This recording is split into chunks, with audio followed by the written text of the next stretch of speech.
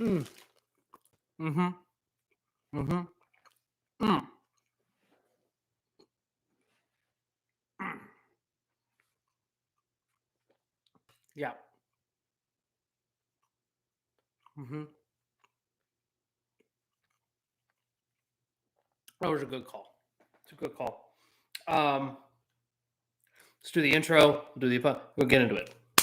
What's up, guys? Welcome to another episode of Full Blast. I am your host, Raja Burrows, and we got a doozy. We got a doozy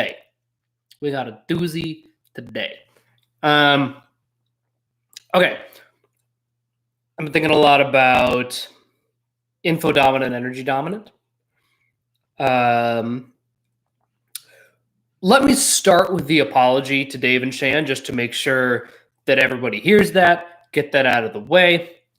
I have been critical in the past of Dave and Shan's commitment to being energy dominant. They put the silly fucking clips at the end of the videos. Their info isn't clear. You just have to kind of get it. And I've been very critical of that kind of for the past 3 years, right? Kind of since they started. And I get it. I get what energy dominant is going for. I get what it's trying to do. I get the pitfalls that it's trying to avoid. Let me be clear. I'm not saying that info dominant is right all the time. I'm not saying that energy dominant is right all the time. That is a much larger conversation. But I was unfairly criticizing their energy dominantness. And it was coming from a lack of understanding rather than being mostly a genuine critique. So I want to be clear. I have changed my stance again because my stance before was like, it is irresponsible to be energy dominant if they're doing what they're doing and whatever. Where am I in focus? Here we go. Like, it's irresponsible to be energy dominant in the scientific field and and that's not empirically true. From a business perspective, they're doing fine. Clearly, whatever they're doing is working well enough for them. And I think it's important to recognize that there are lots of different ways to approach a particular thing, whether it's from an info dominant perspective or an energy dominant perspective. And I'm going to get into today sort of where this realization came from, what tidal wave I finally experienced last night. As I posted in the Facebook group, I had a panic attack last night, which doesn't happen often. I do not get panic attacks often. I think the last time I got one was in late November at the height of the everything was just like the worst, and Christmas got canceled and Thanksgiving got canceled and everything was just like there's no way to have not been stressed. But not counting that, I mean, I can't remember the last time I had a panic attack. Like, I don't get them that often. But I had one last night. And a bunch of things just sort of cascaded on me at once. And I was like, oh, I get where I'm fucking up, where I'm not setting the right kinds of... What's on my hat? What is happening? Is it just worn? Where I'm not setting the right kind of boundaries, where I'm not taking care of myself, where I'm not where I'm doing work I don't need to be doing. So let me sort of back up. So as we all know, I have had issues with noisy neighbors in the past. This is not a new thing, but they've mostly calmed down. I was going to transfer apart. It was going to be a whole fucking thing. And then I really thought about it, and I was like, you know what? They've really been behaving And they're also like, they're moving out anyway. I'm looking for a new place. And I'm like, you know what? I'm good. Let me just ride it out. And last night they had a party. It was a pretty loud party. And here's the thing. My beef with their partying has only ever been when they do it on a weeknight. When you have a party until midnight, 12:30 on a Saturday night, I have no beef with this. This is what I am opting into by choosing to live in Los Angeles and choosing to live in an apartment. This is not a thing I get to complain about, like neighbors having a party on the weekend. Especially when you consider how many fucking parties I went to that were just as loud as them when I was in my 20s and early 30s. And I want to say they're probably like 26, 27. And I'm like, yeah, no, that's just what you fucking do. I don't get to be mad about it. I'm not upset. I'm not. And again, when they do it on a Saturday night, I'm like, listen, that's what I opted into. These are the things that I knew that I was getting into with all of this. But they had a party last night, which wasn't a problem, except that, again, any sort of stressor will sort of reveal other things that are stressing you. And I remember, because they've had parties before on the weekend and I haven't cared. Even loud ones, like I don't really give a shit. I can fall asleep, whatever. But they were having this loud party, and it just stirred up a lot of agita in me. And it was the kind of agita and panic and like, existential angst and like, oh, fuck, that it was immediately like, okay, hang on a second. This is clearly not about the party. This is obviously not about the party. If I'm having this intense of a reaction to noisy neighbors after having been a noisy neighbor for 15 years, living in New York City, like, it's clearly not about this.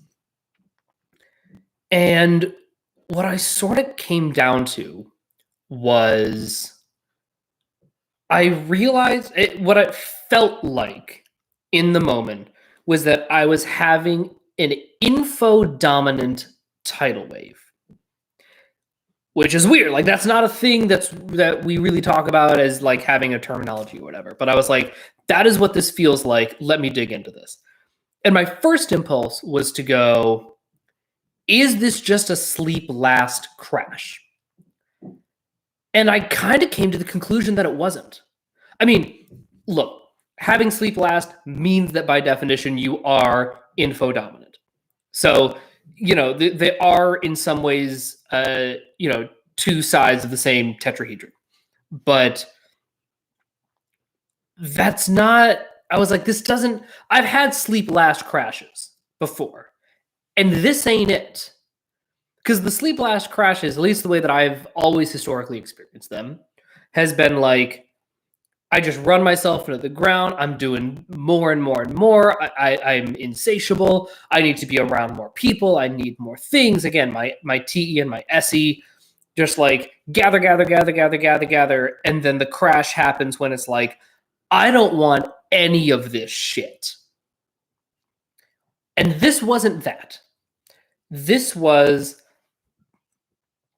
I was just going too hard between my blast and my consume.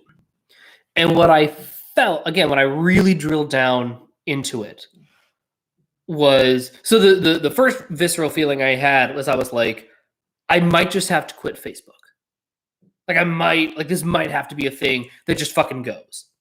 And when I woke up and I was a little bit less angsty, I was like, okay, we don't have to cancel it, but like we do need to set some very, very clear boundaries around Facebook. And this was the fucked up part, is I was like, that's not going to fix the problem.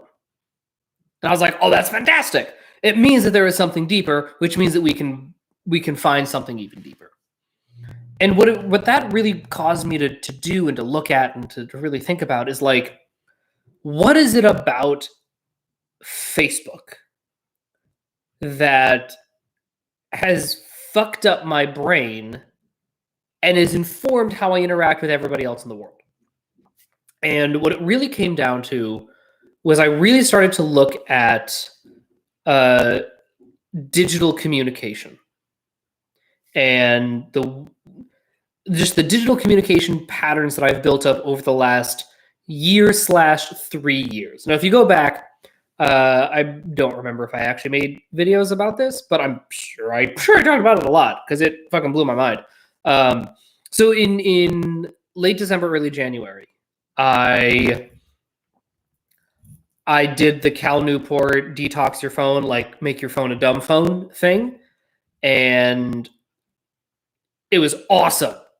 It was amazing. It was like the best technological decision I've made in a really, really long time. I loved it. I had every intention of continuing to do that. And then in 2020, the pandemic. Sorry, this was January of 2020. I did that. It was, again, as I said, best decision I've ever made. I felt so good. I was productive. I had energy. I was like, oh, this is how I gotta live. Like, it's not close. And then the pandemic hit, and that fucked me up because I was in this position of like, I don't want to rely solely on digital communication. I know that this is not good for me. I don't want to do it. It's not healthy. It's not like nothing about this. The analogy that I use is digital communication is like going to McDonald's every day. Imagine that the grocery stores are closed and restaurants are closed, and the only place to get food is McDonald's. Well, here's the thing with McDonald's. They don't just serve hamburgers. They serve lots of things. If I wanted to, I could actually eat pretty healthy at McDonald's if I really, really wanted to. Because I could get their grilled chicken sandwiches. I could get their salads. But like, that's it. And if I'm going into McDonald's and I'm sitting there eating my like very aggressively mediocre salad, but all around me is like hamburgers and French fries and milkshakes and like all of this like animalistic, super steroided version of like, food and scents and texture and all the things. Eventually, I'm going to be like, this salad is garbage. This salad is not doing it for me. And it was really, really tough for a lot of the pandemic. And I really did struggle because I knew how unhealthy this much digital communication was for me. I knew it was unhealthy. And it really was like the Sophie's choice of, do I do this unhealthy thing and that I know is not good for me, but is literally the only emotional and tribe sustenance I have, right? Because I live alone. I can't, again, this was also like, this is before I got vaccinated. This is before a lot of the things happened. You couldn't see people. Like, all we had was like Zoom. Clubhouse wasn't really a thing yet. It just, we were all kind of floundering. And I was like, I am so, without the digital communication, I am so profoundly lonely and disconnected and sad and like, I was like, fuck it. I would rather eat chicken nuggies every day than starve. Right? It's like chicken nuggets every day or starvation. I don't know. I don't know how you pick starvation in that scenario. I really don't. But what I bring this up in the context of info dominant because my big crash last night was like I had the feeling I had the visceral animalistic rage rebellion panic was like, when will it ever be enough? And I was like, oh, that's an interesting feeling. Fair enough. Maybe let's explore this. Maybe let's see where this is coming from. And I sort of, again, like I looked at the people in my life, and I always know. So one cross check that I have with myself is there are a handful of people in my life who I care very, very deeply about. Just baseline, like, yes, you matter to me. You're an important person. This is a thing, right? And whenever I feel myself not wanting them in my life, I always know that something else is wrong. That it's not them. That something else systematically is wrong. And I felt that way about not just one, but like 4 different people who I care very deeply about. And I was like, oh, this is a big issue. We got big problems here. If I'm mad at these 4 people, what? No, all of these people are wonderful. Whoa, okay, no. Stop. We don't get to be mad at all these people. They didn't do fucking anything. They have been fine. The problem is me. Great. Yeah, I need a bite because I'm getting worked up. Ah. Mm. Mm. Mm. Mm.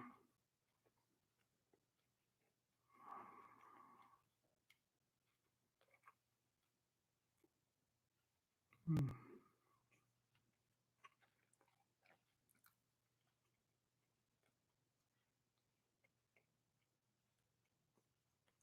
Mm-hmm. That's that good shit. It's that good shit. It was like there's not a lot of great bagel places out here in LA. There's one near my apartment that's a legit like New York bagel type place. And it's fucking great. Anyway, and so I was like having this feeling. I was like, again, really trying to piece together like where this came from. And I realized that one of the biggest things that kind of hacked my brain, that fucked up my brain, as I mentioned before, like I'm doing stand-up. I'm taking the stand-up class and working with other people and figuring stuff out and whatever. And again, like I've never actually done it before, but I have. It's weird. I have all of the muscles required to do stand-up. Like I have literally every possible muscle that you need in order to do stand-up is super strong. I just need to put them all together and like coordinate them into stand-up. But like the muscles themselves, like I don't have a ton of muscle building I need to do. But the one muscle I do need to work on is economy of language. And that's really what I want to talk about in this video is economy of language. Because I have blast and consume in my top 3. And again, I'm calling this an info dominant problem. My flavor of it is indeed a sleep last version of this problem, but play last also has similar kinds of issues. And I'll explain why. Because when you have blast and consume in your top 3, you don't trust energy exchanges.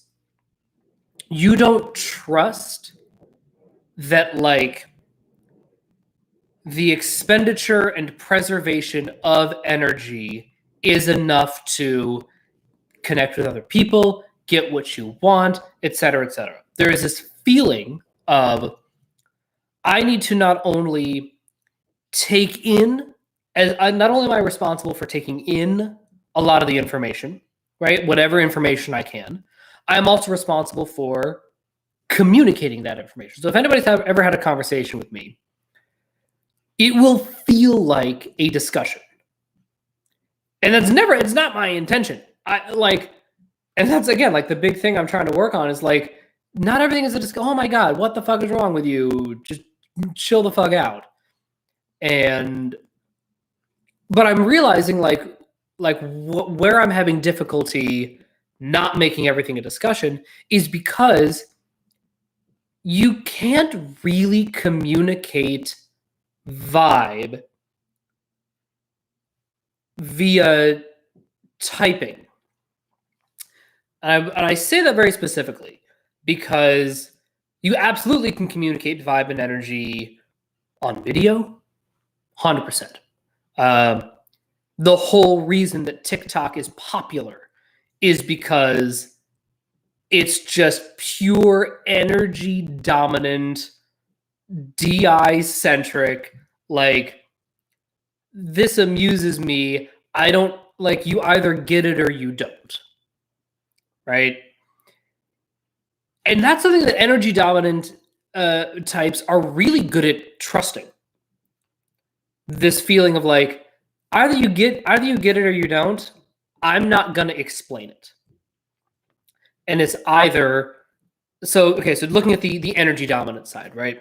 So the I'm not going to explain it and I'm not responsible for explaining this can come in two different flavors, right? Much like the info dominant issue can come in the, play last or sleep last flavor.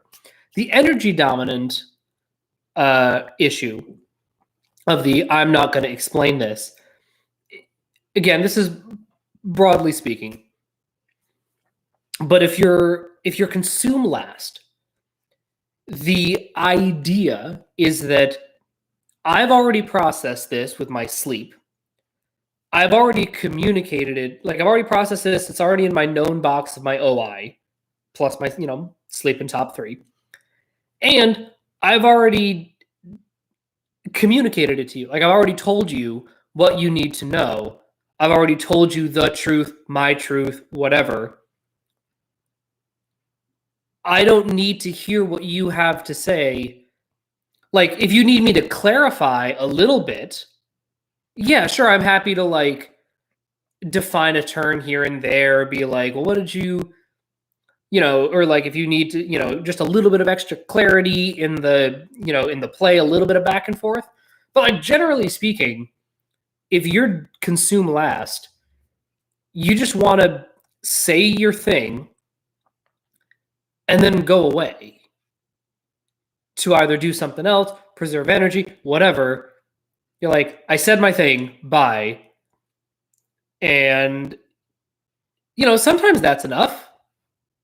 But sometimes, like, where the consume last can get their ass kicked is if they don't actually listen to other people.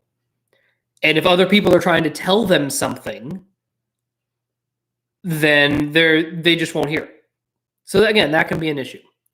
And on the blast last side, again, so that's sort of like one of the things that Dave has, pretty openly struggled with, of like not respecting the sensory, not taking in new information, not really like updating the inner worldview. It's just like, nope, this is what I said, done.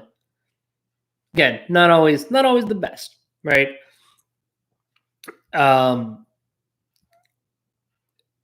And then for the blast last, it's just they know all of the things and then just don't say anything.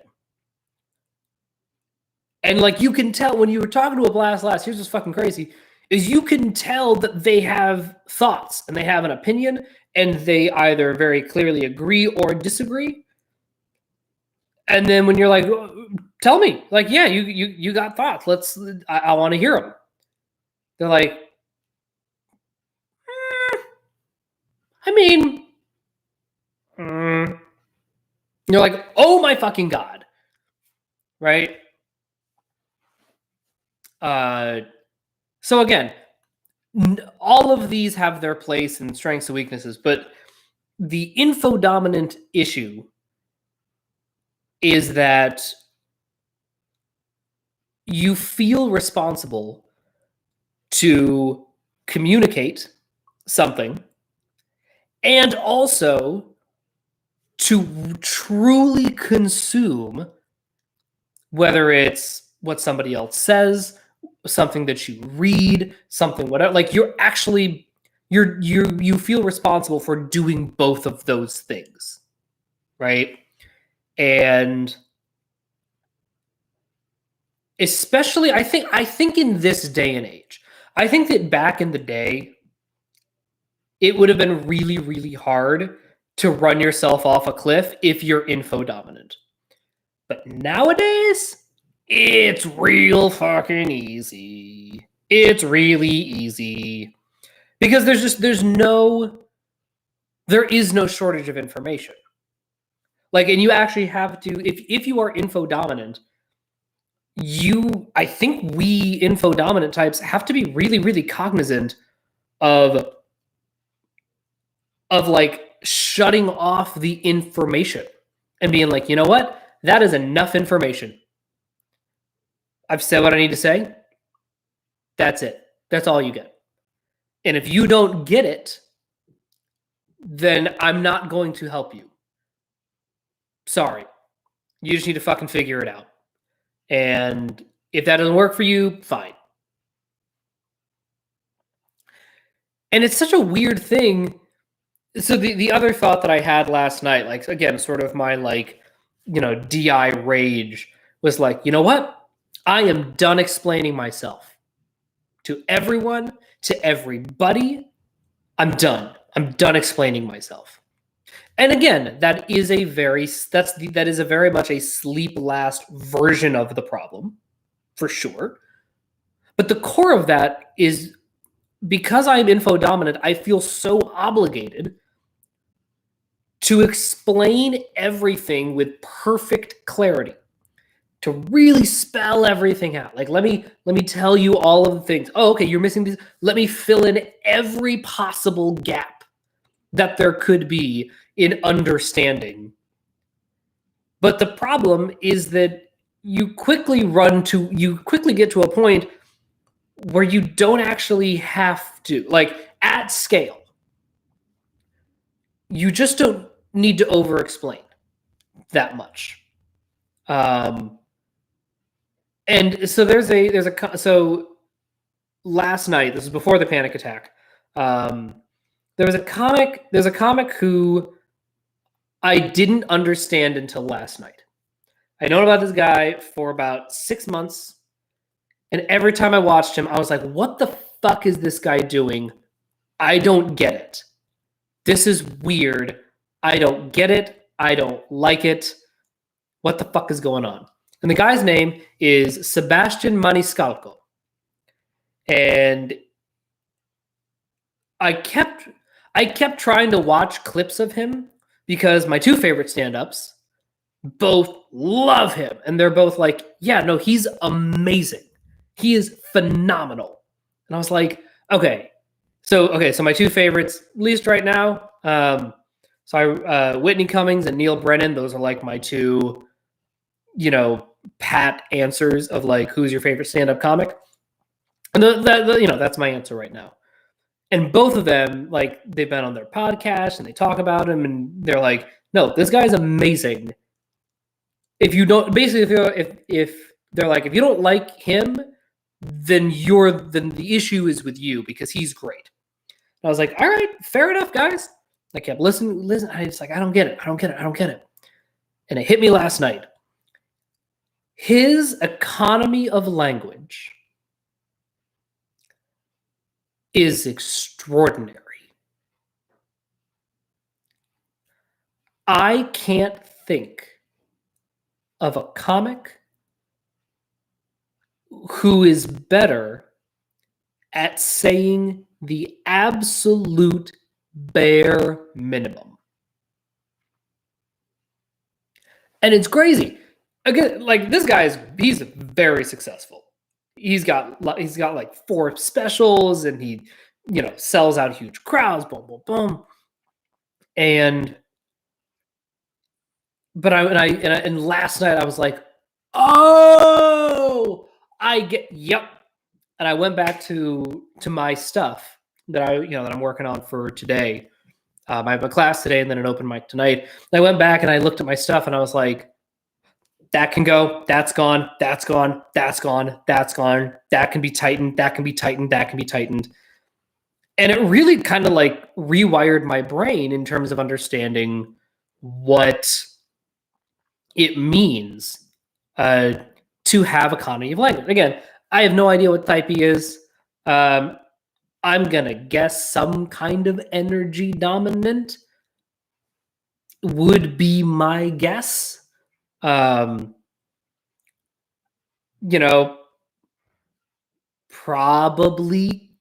Probably consume last, maybe. I don't know, but that was certainly my takeaway from it for sure. And what he relies on for his jokes to land, for everything, like for his whole thing, is the energy, is the time and the space and the pause and all of these things, which, when it comes to digital communication, there is no pause. And that's what fucked me up. So I was like, oh, shit. Right, that's how you can run yourself off a cliff, because there's no pause. There's no... If I read... Like, okay, so I'm talking right now. I literally have to pause to breathe. Or take a bite of my breakfast.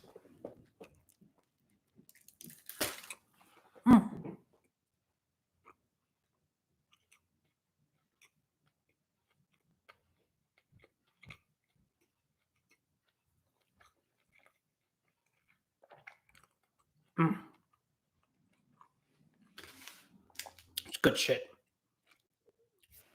There's some coffee.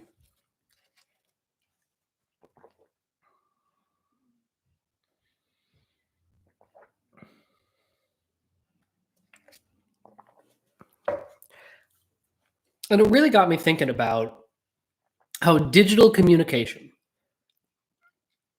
and when I say digital communication, I mean specifically texting, texting and being on Messenger, having discussion, going back and forth with someone on social media, reading articles, like that sort of thing. In the digital realm, there's no pauses. When you see a period, your brain doesn't go word, comma, but word, period. Pause. Next thought. It's not what it does. Because online in general, you feel like it's just like, all right, I do one thing and I got to get to the next thing and I got to get to the next thing. I got to get to the next thing. And it's very, very hard.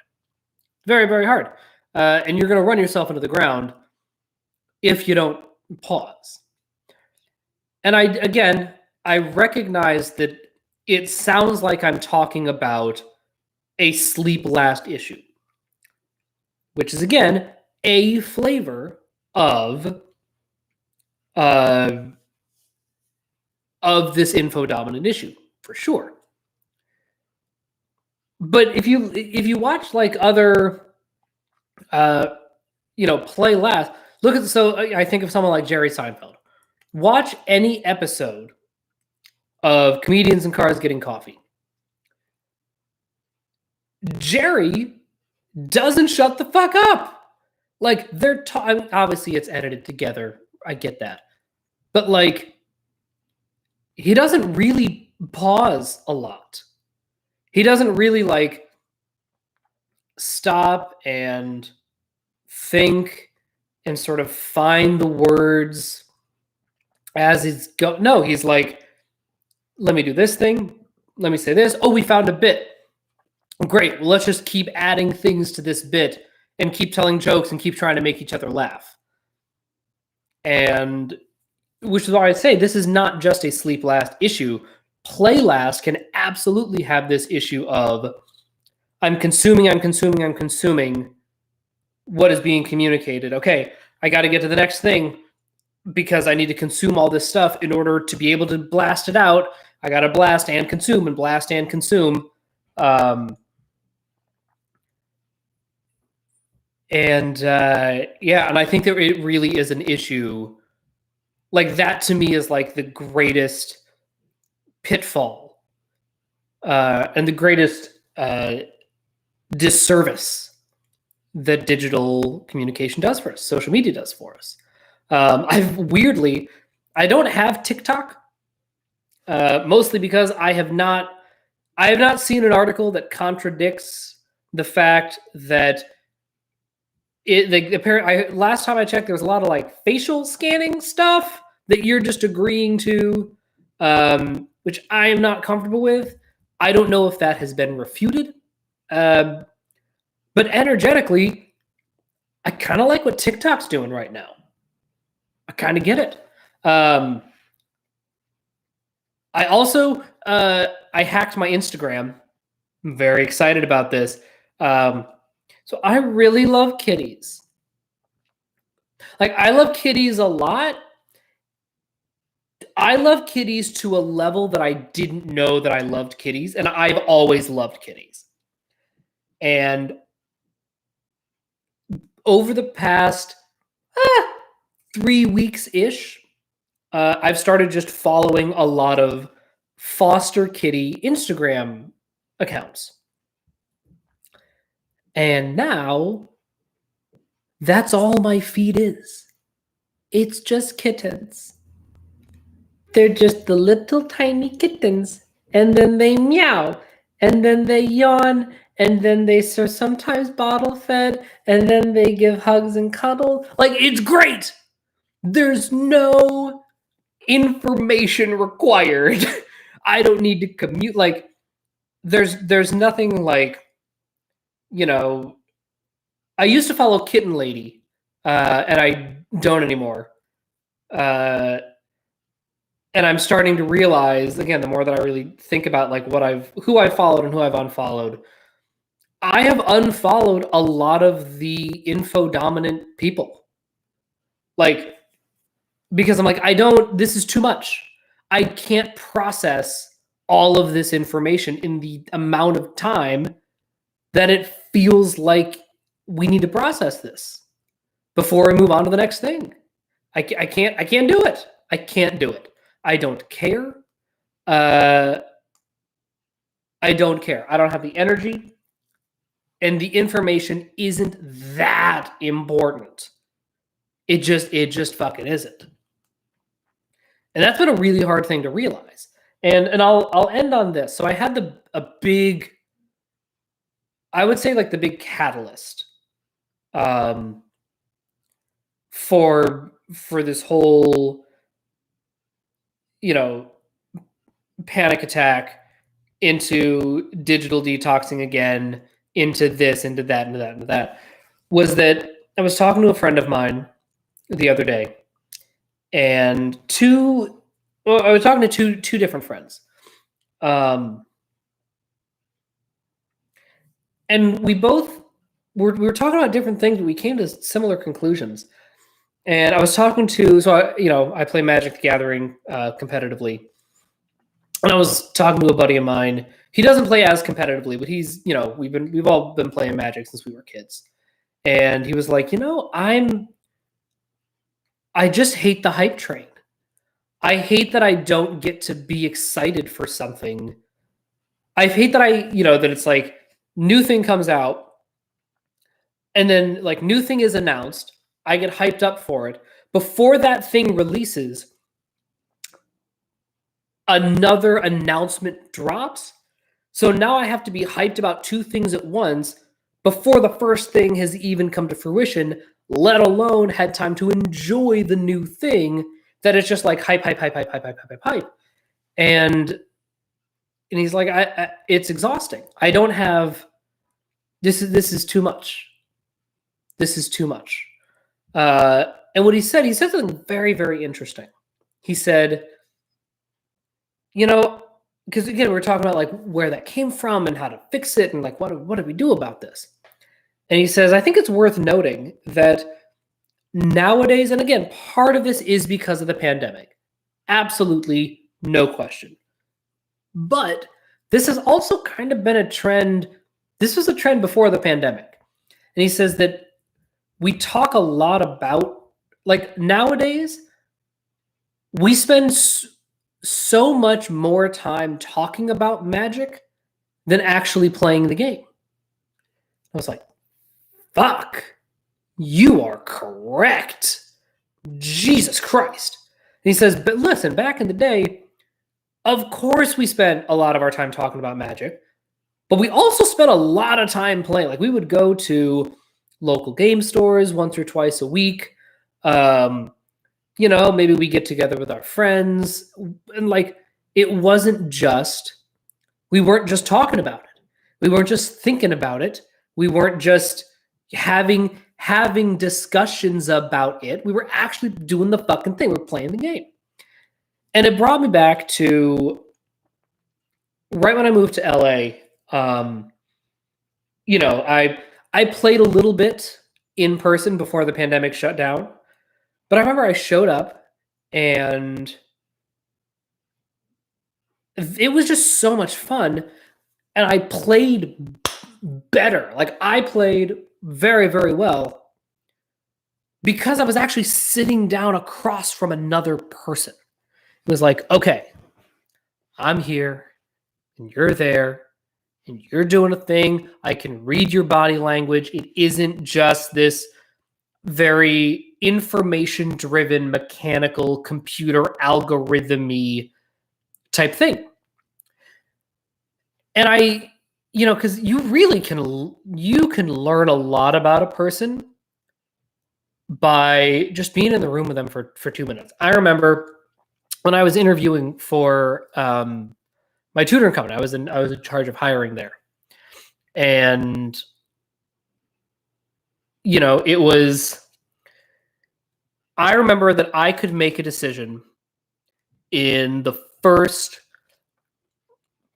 not at a first impression, but the interview was very brief introductions. I would say, hey, how's it going? How's your day going? I said, this is going to be very simple. This is just an intro, telling you a little bit about the company. I'm going to hear a little bit about you. This is just a very introductory thing. See if the vibe is right. And I say, okay. And then I say, so we were founded, again, this is whenever in 2018, I said, we were founded 35 years ago in New York City by a woman named Lisa Jacobson. And we were actually the first private SAT tutoring company in the country. And then I pause. And I don't remember exactly what I said, but I said a couple of things. But basically I said, like, here's one thought. And it really was, so our company was founded 35 years ago in New York City. And then I pause. And based on how they fill that energetic gap, determined whether or not they would get a second interview. And I was right. I want to say, I think that of the 16 people that I passed through, 15 of them ended up getting hired and like passing all of the other tests. And I was like, yeah, because the whole job of being a tutor and being a one-on-one person is like, your job is not to be the smartest person in the room. Your job is to be able to sit down next to a 16-year-old who just says something and you just have to respond to it. That's all I'm looking for. And how effortlessly you respond to that, or whether you go to, well, actually, blah, blah, blah, right? And really what I was looking for is how well can you play the energy dominant card without even realizing it? And, you know, I think about, again, with all these, you know, different things. So that was the first one. But then the big punchline is when we're online, when we're creating content, and I think this is true for video, this is for all digital communication. Language is behavior. In real life, the things that we say and the things that we do are different. I think of a guy. So I used to be in this fantasy football league. It was a live draft football league. It was me and a bunch of, like, you know, douchey finance, whatever, corporate bros from Connecticut back when I was living in New York. And it was amazing. I fucking loved these guys. They said some problematic shit. They made some comments that were vaguely homophobic and a little sexist. Not like grab them by the pussy bad, but like not. It's the kind of thing that if they said this online, they would get dragged for sure, right? Their language was problematic, but it was okay. It was fine because the language they used was separate from their behavior. Now, doesn't make their language good, doesn't mean that I endorse their language, but it means that in aggregate, I'm like, okay, the language that they use is one component that I will use to evaluate, to that informs my decision about this person, right? Whether I like them or not, whether I want to hang out with them or not, whatever. That's one issue, is the language that they use. But then there's also the behavior.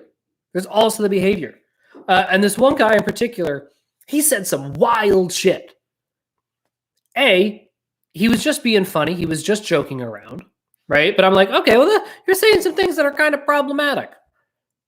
But then I look at the way he lives his life, and he's first off, he's very good at his job.